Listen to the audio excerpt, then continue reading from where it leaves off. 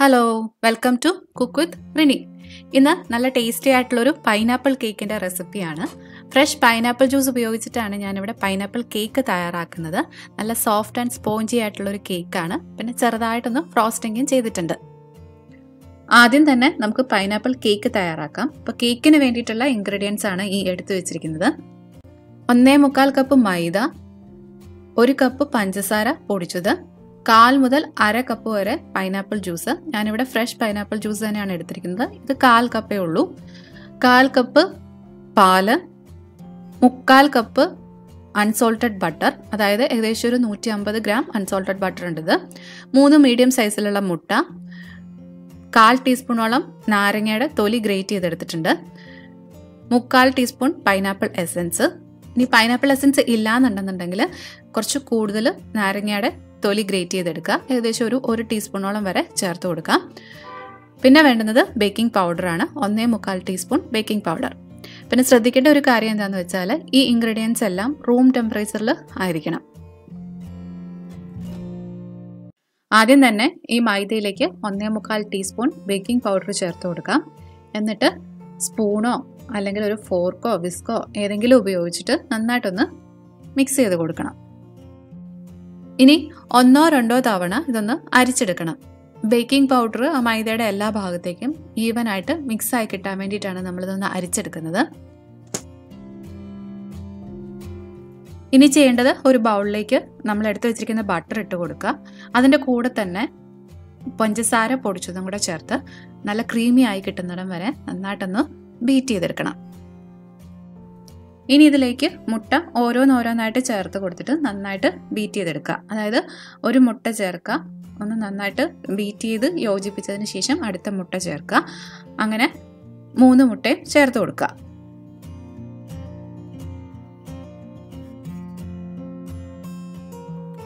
ഇപ്പോൾ ആ 3 മുട്ടയും നന്നായിട്ട് ബീറ്റ് ചെയ്ത് നല്ല ക്രീമി ആക്കി എടുത്തിട്ടുണ്ട്. ഇതിലേക്ക് ഇനി ചേർത്ത് കൊടുക്കേണ്ടത് നാരങ്ങയുടെ തൊലി ഗ്രേറ്റ് ചെയ്തതും പിന്നെ പൈനാപ്പിൾ എസൻസും കൂടെയാണ്. അതും കൂടെ ചേർത്ത് വീണ്ടും ഒന്നുകൂടെ ഒന്ന് ബീറ്റ് ചെയ്തെടുക്കുക.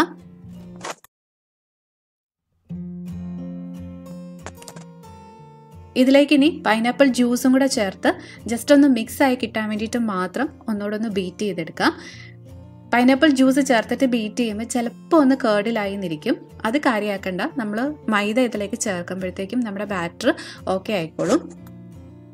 ഇതിലേക്ക് ഇനി മൈദ കുറച്ചായിട്ട് ചേർത്ത് യോജിപ്പിച്ചെടുക്കണം. അപ്പം മൈദ ചേർത്തിട്ട് മിക്സ് ചെയ്തെടുക്കാൻ വേണ്ടിയിട്ട് നമുക്ക് ബീറ്ററിൻ്റെ ആവശ്യമില്ല. ഇതുപോലെ ഒരു സ്പാച്ചുല ഉപയോഗിച്ചിട്ട് മിക്സ് ചെയ്ത് കൊടുത്താൽ മതി. മിക്സ് ചെയ്യുമ്പോൾ ഒരേ സൈഡിലേക്ക് തന്നെ പതുക്കെ മിക്സ് ചെയ്തെടുക്കാൻ വേണ്ടിയിട്ട് ശ്രദ്ധിക്കുക. ഇനി ഇതിലേക്ക് പാല് ചേർത്ത് കൊടുക്കുക. അതും ഇതുപോലെ തന്നെ പതുക്കെ സ്പാച്ചുല ഉപയോഗിച്ച് ഈ മാവിലേക്ക് നന്നായിട്ട് യോജിപ്പിച്ചെടുക്കണം. അങ്ങനെ നമ്മുടെ കേക്കിൻ്റെ ബാറ്റർ റെഡി ആയിട്ടുണ്ട്.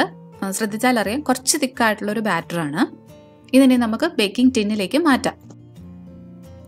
ഞാനിവിടെ 8 ഇഞ്ചിൻ്റെ ബേക്കിംഗ് ടിന്നാണ് എടുത്തിരിക്കുന്നത്.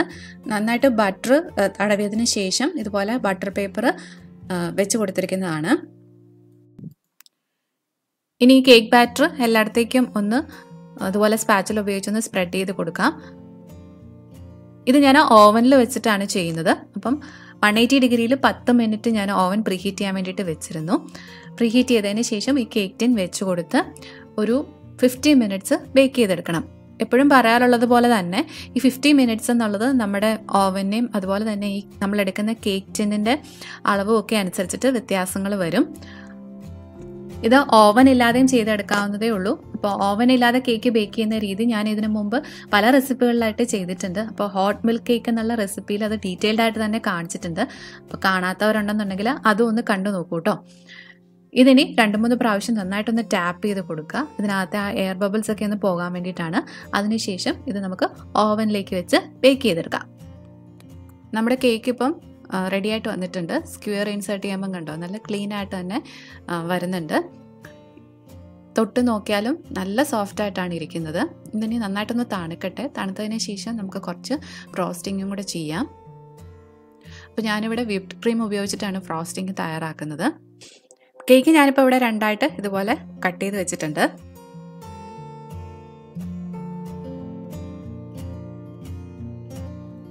വിപ്പിംഗ് ക്രീം നല്ല സ്റ്റിഫായിട്ട് ബീറ്റ് ചെയ്ത് കിട്ടാൻ വേണ്ടിയിട്ട് വിപ്പ് ചെയ്യുന്ന ബൗളും അതുപോലെ തന്നെ നമ്മുടെ ബീറ്ററിൻ്റെ ബ്ലേഡും കുറച്ച് നേരം ഞാൻ ഫ്രിഡ്ജിൽ വെച്ച് തണുപ്പിച്ചിരുന്നു.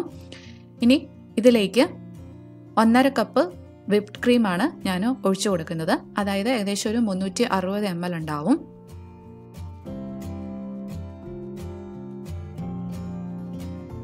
ഇതിനി ലോ സ്പീഡിൽ നമുക്ക് ചെറുതായിട്ടൊന്ന് ബീറ്റ് ചെയ്തെടുക്കണം. ഇതിലേക്ക് ഇനി 1/2 കപ്പ് ഐസിങ് ഷുഗറും കൂടെ ചേർത്ത് ഒന്നുകൂടെ ഒന്ന് ബീറ്റ് ചെയ്തെടുക്കണം. ഇത് കുറച്ചൊന്ന് തിക്കായി വരുമ്പോഴത്തേക്കും ഇതിലേക്ക് 1/4 ടീസ്പൂൺ പൈനാപ്പിൾ എസൻസും കൂടെ ചേർത്ത് കൊടുക്കാം. ആ പൈനാപ്പിളിൻ്റെ ഒരു ഫ്ലേവർ ഇതിലേക്കും കൂടെ കിട്ടാൻ വേണ്ടിയിട്ടാണ്. എന്നിട്ട് ഇത് നന്നായിട്ട്, അതായത് നല്ല സ്റ്റിഫ് പീക്സ് ആവുന്നിടം വരെ ഒന്ന് ബീറ്റ് ചെയ്തെടുക്കാം.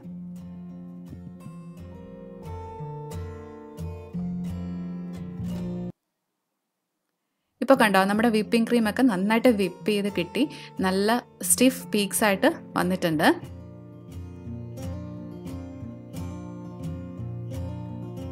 ഇനി നമുക്ക് ബീറ്റർ ഓഫ് ചെയ്യാം. എന്നിട്ടിത് നമ്മുടെ കേക്കിലേക്ക് അപ്ലൈ ചെയ്യണം. ഞാൻ ആ ഫ്രോസ്റ്റിംഗ് ഒരു പൈപ്പിംഗ് ബാഗിലേക്ക് മാറ്റിയിട്ടുണ്ട്. ഇനി നമ്മുടെ കേക്കിൻ്റെ ബേസിൻ്റെ അവിടെ ഇവിടെയായിട്ട് ഇതുപോലെ ഒന്ന് സ്പ്രെഡ് ചെയ്ത് കൊടുക്കാം. ഇനി ഇതിൻ്റെ മുകളിലേക്ക് വേണം നമ്മൾ കേക്ക് വെച്ച് കൊടുക്കാനായിട്ട്, അതായത് കേക്കിൻ്റെ ഫസ്റ്റ് ലെയർ വെച്ച് കൊടുക്കാൻ വേണ്ടിയിട്ട്. ഇതിൻ്റെ മുകളിലേക്ക് നമുക്ക് കുറച്ച് ഷുഗർ സിറപ്പ് ഒന്ന് അപ്ലൈ ചെയ്ത് കൊടുക്കാം. നമ്മുടെ കേക്ക് നല്ല മോയിസ്റ്റ് ആയിട്ടിരിക്കാൻ വേണ്ടിയിട്ടാണ് നമ്മൾ ഇതുപോലെ ഷുഗർ സിറപ്പ് ഒന്ന് സ്പ്രെഡ് ചെയ്ത് കൊടുക്കുന്നത്.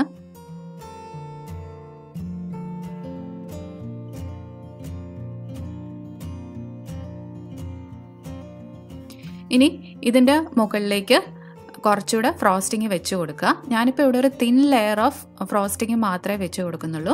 നിങ്ങൾക്ക് നല്ല കട്ടിയിൽ വേണമെന്നുണ്ടെങ്കിൽ അത്രയും തന്നെ വെച്ച് കൊടുക്കുക. ഇത് നല്ല ഈവൻ ആക്കി ഒന്ന് സ്പ്രെഡ് ചെയ്ത് കൊടുക്കുക. ഇതിൻ്റെ മുകളിൽ നിങ്ങൾക്ക് വേണമെന്നുണ്ടെങ്കിൽ പൈനാപ്പിൾ ചങ്ക്സ് വെച്ച് കൊടുക്കാം. അതായത് ക്യാൻഡ് പൈനാപ്പിൾ ആണെന്നുണ്ടെങ്കിൽ അത് ചെറിയ പീസസ് ആക്കി മുറിച്ചിട്ട് ഇതിലേക്ക് വെച്ച് കൊടുത്താൽ മതി. ഇനി നിങ്ങൾ ഫ്രഷ് പൈനാപ്പിൾ ആണ് യൂസ് ചെയ്യുന്നതെന്നുണ്ടെങ്കിൽ കുറച്ച് ഷുഗർ സിറപ്പിൽ, അതായത് ഒരു പാനിൽ വെള്ളവും കുറച്ച് പഞ്ചസാരയും കൂടെ ചേർത്തൊന്ന് തിളപ്പിച്ചതിന് ശേഷം ഈ പൈനാപ്പിൾ പീസസ്, അതായത് ഫ്രഷ് പൈനാപ്പിൾ പീസസ് അതിലേക്കിട്ട് ഒന്ന് കുക്ക് ചെയ്തെടുത്തതിന് ശേഷം വേണം ചെറിയ പീസസ് ആക്കി മുറിച്ച് ഇതിൻ്റെ മുകളിലേക്ക് വെച്ച് കൊടുക്കാൻ വേണ്ടിയിട്ട്. അല്ലാന്നുണ്ടെങ്കിൽ നമ്മൾ ഫ്രഷ് പൈനാപ്പിൾ അതേപടി ഉപയോഗിക്കുകയാണെന്നുണ്ടെങ്കിൽ ഒരു ചെറിയ കയ്പ്പ് വരും. അപ്പം ഞാനിവിടെ പൈനാപ്പിൾ ചങ്ക്സ് ഇതിൻ്റെ മുകളിലേക്ക് വെക്കുന്നില്ല. അതിന് പകരം സെക്കൻഡ് ലെയർ ഓഫ് കേക്ക് തന്നെയാണ് വെക്കുന്നത്. ഇതിൻ്റെ മുകളിലേക്ക് ആദ്യം നമ്മൾ ചെയ്തതുപോലെ തന്നെ കുറച്ച് ഷുഗർ സിറപ്പും കൂടെ ഒന്ന് അപ്ലൈ ചെയ്ത് കൊടുക്കുക. ഇനി ഈ കേക്ക് ഫുള്ളായിട്ട് വിപ്ഡ് ക്രീം വെച്ചിട്ട് കവർ ചെയ്യണം. അതായത് ഇതിൻ്റെ ആ മുകൾ ഭാഗവും അതുപോലെ തന്നെ സൈഡും എല്ലാം വിപ്ഡ് ക്രീം വെച്ചിട്ട് കവർ ചെയ്യുവാണ് ചെയ്യുന്നത്. അപ്പോൾ ഞാൻ ചെയ്യുന്നത് എന്താണെന്ന് വെച്ചാൽ ആദ്യം ഒരു തിൻ കവറിങ് കൊടുക്കും മുഴുവന്. എന്നിട്ട് കുറച്ച് നേരം ഒന്ന് ഫ്രിഡ്ജിൽ നിന്ന് സെറ്റ് ആവാൻ വേണ്ടിയിട്ട് വെക്കും. അതായത് ഒരു 10-15 മിനിറ്റ് വെച്ചാൽ മതിയാവും. അതിനുശേഷമാണ് നല്ല തിക്കായിട്ടുള്ള ഒരു കവറിങ്ങും കൂടെ അതിൻ്റെ മുകളിലേക്ക് കൊടുക്കുന്നത്. അപ്പോൾ ഫ്രിഡ്ജിലൊന്ന് സെറ്റായി വരുമ്പോഴത്തേക്കും നമുക്ക് പിന്നത്തെ കവറിങ് കൊടുക്കാൻ വേണ്ടിയിട്ട് കുറച്ചുകൂടെ എളുപ്പമായിരിക്കും. ഇപ്പം ഞാൻ 2 ലെയർ വിപ്ഡ് ക്രീമും അപ്ലൈ ചെയ്തിട്ടുണ്ട്. അതിനുശേഷം ഒന്ന് സ്മൂത്താക്കി എടുത്തിട്ടുള്ളതാണിത്. അത്ര പെർഫെക്റ്റ് ഒന്നും അല്ല. ഇനി ഇതിൻ്റെ മുകളിലേക്ക് ഞാൻ ചെറിയൊരു ഡിസൈന് ഒന്ന് അപ്ലൈ ചെയ്യാൻ പോവാണ്. അതുപോലെ തന്നെ ആ താഴെയും ഒരു ചെറിയൊരു ബോർഡർ പോലെ ജസ്റ്റ് ഒന്ന് പൈപ്പ് ചെയ്ത് കൊടുക്കുവാണ്. ഇനി ബാക്കിയുണ്ടായിരുന്ന വിപ്ഡ് ക്രീം ഫ്രോസ്റ്റിങ്ങിലേക്ക് ഒരല്പം യെല്ലോ ഫുഡ് കളർ ചേർത്തിട്ട് ഈ വൈറ്റ് നമ്മൾ പൈപ്പ് ചെയ്ത് കൊടുത്തതിൻ്റെ ഇടയിൽ ഇതുപോലെ ഒന്ന് പൈപ്പ് ചെയ്ത് കൊടുക്കാം. ഇനി ഇതിൻ്റെ മുകളിലേക്ക് കുറച്ച് പൈനാപ്പിളിൻ്റെ പീസസും കൂടെ വെച്ച് കൊടുക്കാം. ഞാനിവിടെ ക്യാൻഡ് പൈനാപ്പിളാണ് എടുത്തിരിക്കുന്നത്. നിങ്ങൾ ഫ്രഷ് പൈനാപ്പിളാണ് ഉപയോഗിക്കുന്നതെന്നുണ്ടെങ്കിൽ ആദ്യം പറഞ്ഞതുപോലെ തന്നെ കുറച്ച് ഷുഗർ സിറപ്പിലിട്ട് ഒന്ന് കുക്ക് ചെയ്തതിന് ശേഷം മാത്രമേ ഇതിൻ്റെ മുകളിലേക്ക് വെച്ച് കൊടുക്കാവുള്ളൂ. ബാക്കിയുള്ളിടത്ത് നമുക്ക് കുറച്ച് ചെറിയും കൂടെ വെച്ച് കൊടുത്ത് ജസ്റ്റ് ഒന്ന് കളർഫുള്ളാക്കി എടുക്കാം. ഞാനിവിടെ സിമ്പിളായിട്ടൊന്ന് ഡെക്കറേറ്റ് ചെയ്തെന്നുള്ളതേ ഉള്ളൂ. ഡെക്കറേഷൻസൊക്കെ നമ്മുടെ ഇഷ്ടത്തിനനുസരിച്ചിട്ടുള്ള വ്യത്യാസങ്ങളൊക്കെ വരുത്തുക. അപ്പോൾ നമുക്കിനി ഇതൊന്ന് കട്ട് ചെയ്ത് നോക്കാം. നല്ല സോഫ്റ്റ് ആൻഡ് സ്പോഞ്ചി ആയിട്ടുള്ളൊരു കേക്കാണ്. അതും നല്ല പൈനാപ്പിളിൻ്റെ ഫ്ലേവറും എല്ലാം കൂടെ ആകുമ്പോഴത്തേക്കും നല്ല അടിപൊളി കേക്കാണ് കേട്ടോ.